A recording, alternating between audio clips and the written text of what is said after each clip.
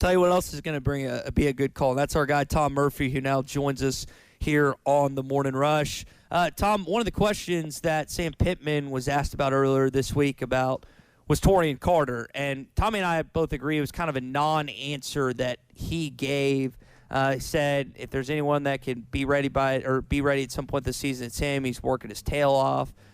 Paraphrasing to a certain extent, but should Arkansas fans just go in at this point consider that Taurian Carter is probably not going to have a huge impact on this upcoming season? Yeah, good morning, guys. And that's a shame, too. Carter, by the way, a good kid, well-spoken kid, obviously high school teammate with Jalen Catalon, was probably – I was going to, at the end, this is a week away from the end of spring, and I was thinking, I'm going to name this guy the defensive player of spring drills. I think that's a pretty good mindset to take into. Anything that you get from Carter this season is going to be gravy. Obviously, a knee injury, and I don't know if anyone has specified what exactly type of knee injury it is. So, the fact that he said we're hopeful he can play this year,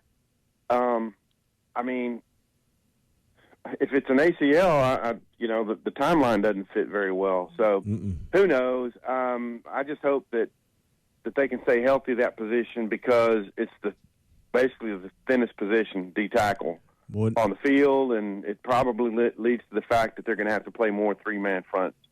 Even though teams like Georgia, they took advantage of that. Yeah. And I don't know how many other teams were able to do that like Georgia did, but hopefully, I just wish him the best. I think he's a good kid. Sure makes Dorian Gerald's decision to come back a little more important now, doesn't it? Yeah, it really does. And you don't look at Dorian Gerald and think of his body type as being able to play an inside technique, more of an end. But it just allows you. It allows Eric Gregory maybe to play some more inside and certain other guys. But his return is. If they can get a healthy season out of Dorian, that would be a big benefit just because of his veteran experience and all that. So hopefully that's the way it goes. Sam went through some of the details on his contract. I'm sure you're working to see all the details. Just your thoughts on the way he explained things and really his passion and willingness to sign the non-compete and some of the other angles of this contract that are unique just to his arrangement with the University of Arkansas.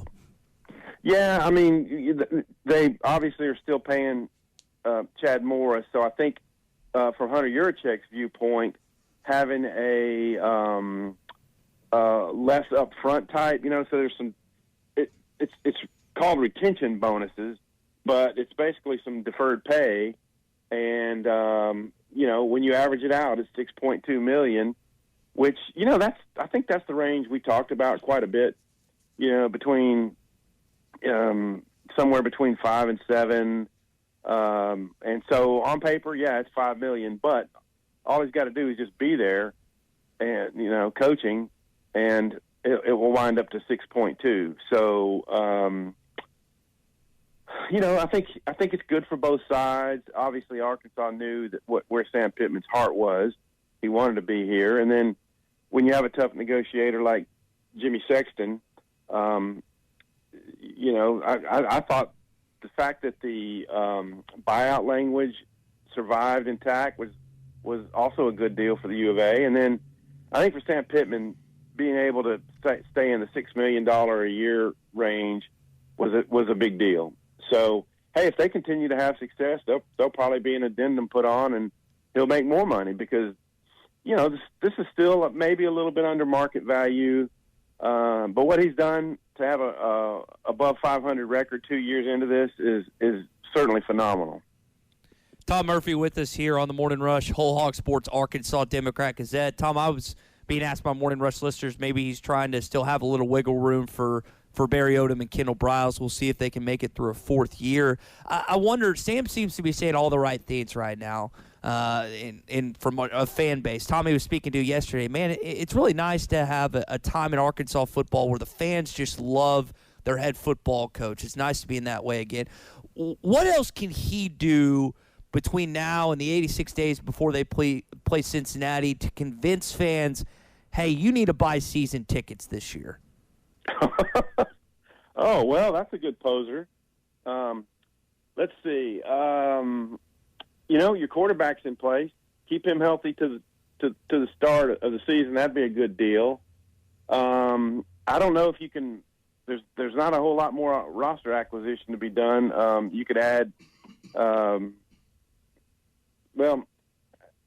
The defensive line is what I'm going to keep coming back to. They got to get through camp in decent shape on the defensive line. And honestly, we saw things in spring that were like, wow, they're getting pressure. And, sometimes that was bringing linebackers.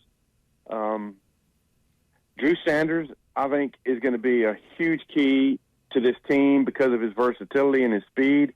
When he tracked Malik Hornsby down on a keeper that was over the right edge, and he got to him, and it was like maybe a 1-yard gain or a 1-yard loss. That was one of the plays of the spring drills that his speed did that. So he's going to be a guy who can rush the passer. Teams are going to have to account for him in their blocking schemes, or leave a back to chip him, or just something, which takes personnel away from other things they could be doing. And then also, I think he can be a sideline-to-sideline pursuit guy. And here I am talking about specifics of the team other than what you asked me. But, I just being positive about their direction, having some faith that the offensive line is going to be good. I mean, when you think of full strength with Wagner and Stromberg healthy, then they're a better unit. But that's got to be something that they show some gains to me during fall training. So college football's – oh, sorry, Tom, go ahead. No, go ahead. I was going to say college football's funny, right? You bring up Drew Sanders. We were talking with Pat Smith and WJOX earlier, who you might know through your Alabama connections. And, I mean, Dallas Turner, if he doesn't emerge for the Crimson Tide, Sanders is still in Tuscaloosa. He comes over to Arkansas, is going to be one of the key cogs. Tom, what have you thought about the guys? I mean, you think about – you've gotten guys from LSU, got a guy from Georgia and Brini. You've gotten Sanders from Alabama. What have you thought about Sam and his staff's ability to not just go get guys out of the portal, but go get guys from marquee SEC programs?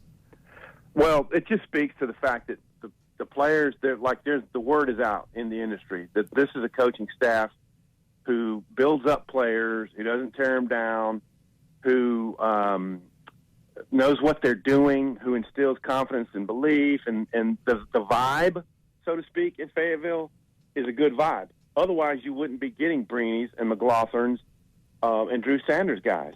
So it's almost like an NFL franchise that may not be on a coast or, like the Cowboys or something, but yet does a great job attracting free agents. It's because what the vibe in the locker room and the coaching staff is like. And to me, that speaks as strongly as the recruiting they're doing of freshman players, that veterans who go in the portal are willing to come here. And man, if they can get a decent season out of Sanders and Brini finds his way and McLaughlin winds up being a great cover guy, then those are huge additions to your team because they already have some experience. So I think that's what it means to me that a guy like Sanders and Brini and so on. Landon Jackson all decide to come to Arkansas. Yeah. Tom, Ty's on his way to North Carolina right now. The Hogs are 2 wins away from being on their way to Omaha, taking on a North Carolina team that's 42-20 this year, but won 33 of those 42 victories in their home ballpark. What are some of the things that stand out to you with an early start on Saturday that are key to Arkansas advancing to Omaha this weekend? Yeah, we keep saying length of starting pitching, and maybe it's not as huge as, we make it out to be because they got 2 super short starts. Well, actually 3 in the regional. But, you want the depth of your pitching to show up. And we talked about this on Monday, that if Zach Morris or Zebulon Vermillion could give them 3 or 4 innings, I think they win, and that's exactly what happened. Zach Morris got the start. Who knows? He might be one of your starters in this series. And the versatility of their pitching is going to be a huge key. This is not going to be easy.